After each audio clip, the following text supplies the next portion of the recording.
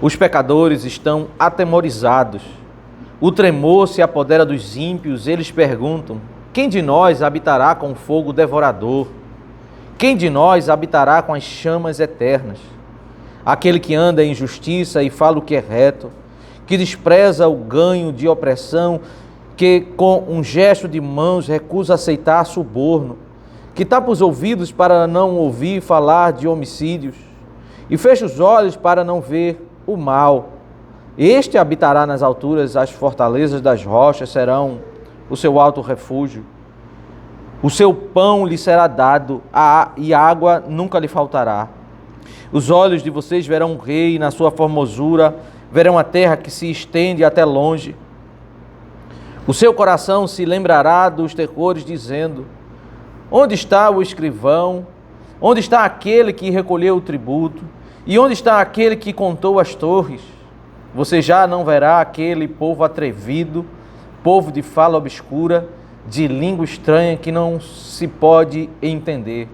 Olhe para Sião, a cidade das nossas festas. Os seus olhos verão Jerusalém, a habitação tranquila, tenda que não será removida, cujas estacas nunca serão arrancadas, nem rebentada nenhuma de suas cordas. Mas o Senhor ali nos será grandioso, fará às vezes de largos rios e canais. Nenhum barco a remo passará por eles, navio grande por eles não navegará. Porque o Senhor é o nosso juiz, o Senhor é o nosso legislador, o Senhor é o nosso rei, Ele nos salvará. Agora as suas cordas estão frouxas, não permitem firmar o mastro, nem estender a vela, então se repartirá a presa de muitos despojos. Até os coxos participarão dela. Nenhum morador de Jerusalém dirá: estou doente. O povo que habita nela terá o seu pecado perdoado. Ele está falando da consumação, meus irmãos.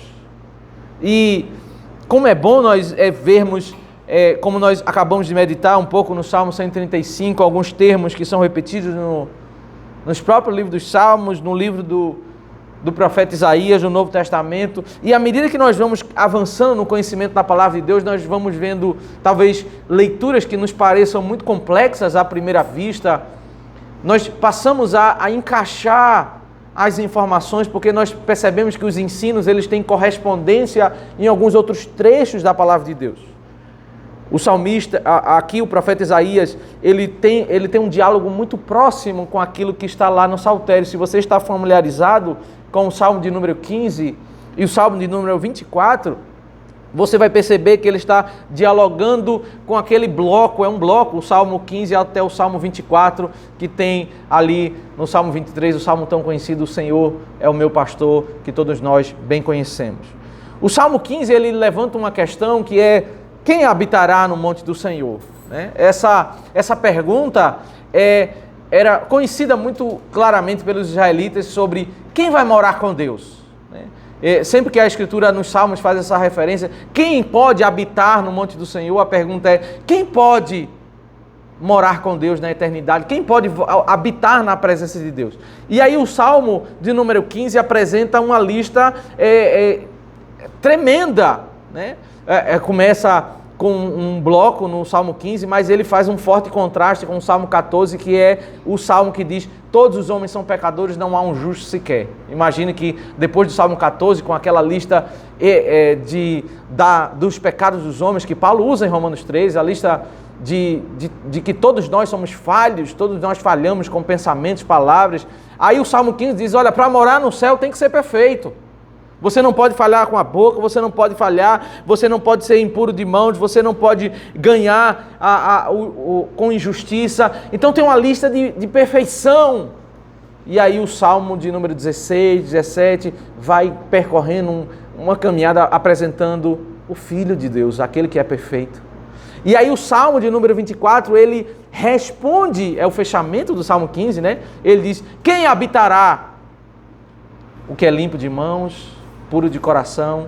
E aí ele passa a descrever a entrada de Cristo na ascensão nos céus, porque é de fato ele que pôde, o único que é puro, o único que pode cumprir os requisitos do Salmo 15, e nós estamos nele, podemos ir, porque ele é o Cordeiro perfeito, é o nosso irmão mais velho, porque nós estamos enxertados neles, nós podemos subir e cumprir, não pelo nosso mérito, mas pelo mérito dele. Então, aqui nesse diálogo de Isaías, do diálogo que retoma essa cena que todos os israelitas conheciam, do Salmo 15 e do Salmo 24, ele está falando sobre a consumação. Então, quando eles liam Isaías, e Isaías diz: em Sião os pecadores estão atemorizados, o tremor se apodera dos ímpios, o terror deles é a cena. Imagina os ímpios na segunda vinda de Cristo, e os ímpios dizem: e agora? Quem de nós pode ter condições de habitar com Deus na eternidade? Quem de nós habitará com fogo devorador? Quem de nós habitará com chamas eternas? Então, essa pergunta, que é a aflição de todo homem, a resposta do profeta é a resposta do Salmo 15 e do Salmo 24. Aquele que anda em justiça e fala o que é reto, que despreza o ganho de opressão, que com um gesto de mãos recusa aceitar suborno, que tapa os ouvidos para não ouvir falar de homicídios e fecha. É um homem perfeito, é esse que habitará nas alturas. Como diria Calvino, ao comentar esses textos, ele dizia: a salvação é pela graça, unicamente pela fé, para nós. Mas a salvação, sob uma perspectiva, a salvação é pelas obras, pela obra de Cristo. Ele, pelo mérito, ele conquistou a salvação e nós acessamos esse mérito por meio da fé, pela graça. Mas alguém teve que ser perfeito, e é exatamente isso que o profeta está dizendo. Para entrar e morar com Deus, o homem ele tem que ser perfeito. E nós somos perfeitos em Cristo. Pela fé, os nossos pecados são perdoados. Pela fé, a obra de Cristo é atribuída a nós. Nós estamos unidos a Ele. Nós subimos o monte sendo exatamente esse homem. O homem que em Cristo nós cumprimos todas as exigências da lei. Pela graça, nós somos esse homem agora. Nós somos um com Cristo. Podemos ter a segurança de que todas as exigências foram cumpridas e nós chegamos a entrar. E é interessante que ele passa a descrever o cenário para o ímpio, né? É só destruição, mas nós não teremos, e ele passa a descrever os termos do sofrimento que eles tinham naqueles dias, pagar imposto, doenças. O final do texto de Isaías diz, é muito semelhante àquela expressão lá de Apocalipse, quando fala da Nova Jerusalém, né? Os nossos pecados serão perdoados. Não haverá dificuldade para o coxo, não haverá dificuldade para ninguém daquele que vai ser redimido, porque o nosso pecado será perdoado. Então, por que nós podemos subir no monte do Senhor e habitar?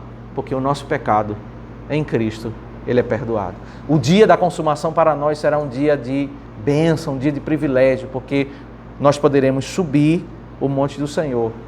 Nós podemos voltar para o jardim do Éden, poderemos entrar na presença do Senhor e habitar com Ele eternamente. É sobre isso que o texto está descrevendo. Vamos orar ao Senhor, suplicando